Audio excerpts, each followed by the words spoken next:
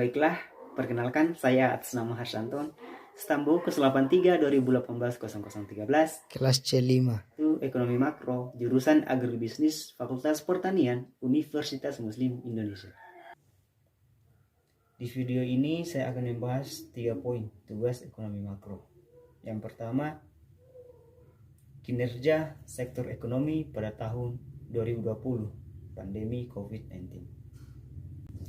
Yang kedua, berikan satu contoh perusahaan yang bergerak di bidang tersebut dan bagaimana kinerja selama pandemi.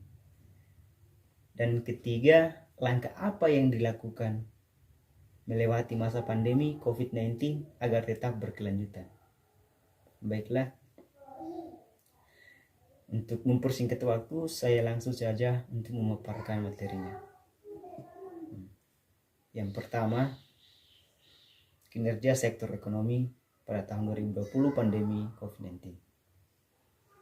Kepala Badan Pusat Statistik menyampaikan atas capaian ekspor, peningkatan produksi sektor pertanian selama pandemi COVID-19.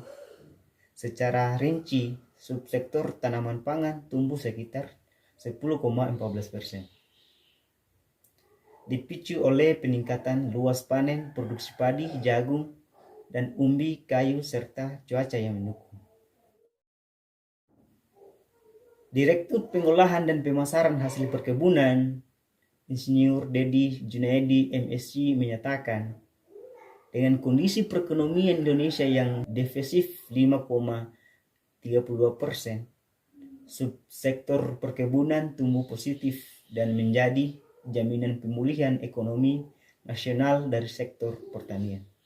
Tercatat, produk domestik bruto sektor pertanian tumbuh sekitar 16,24% pada tahun 2020. Khususnya komoditi kopi, ekspor Indonesia meningkat sekitar 12% karena peningkatan produksi kopi nasional.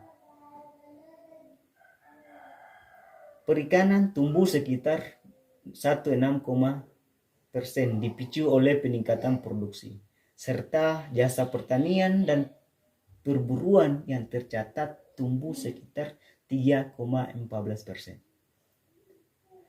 Namun, terjadi kontraksi pada subsektor peternakan yaitu minus 1,86% akibat menurunnya permintaan industri pemotongan hewan akibat dampak pandemi COVID-19. Selain itu juga kehutanan dan penebangan kayu turut mengalami kontraksi dengan angka minus 5,42% karena adanya penurunan realisasi pemenuhan bahan baku industri pengolahan kayu. Selanjutnya di sini saya akan ambil perusahaan PT Santos Jaya Abadi. PT Santos Jaya Abadi selaku produsen kopi kapal api yang positif COVID-19. Dapat disampaikan bahwa saat ini terdapat 25 karyawan yang sedang menjadi isolasi mandiri dengan status orang tanpa gejala. Perusahaan telah melakukan tracking dan tracing terhadap 5 karyawan yang terkonfirmasi positif COVID-19.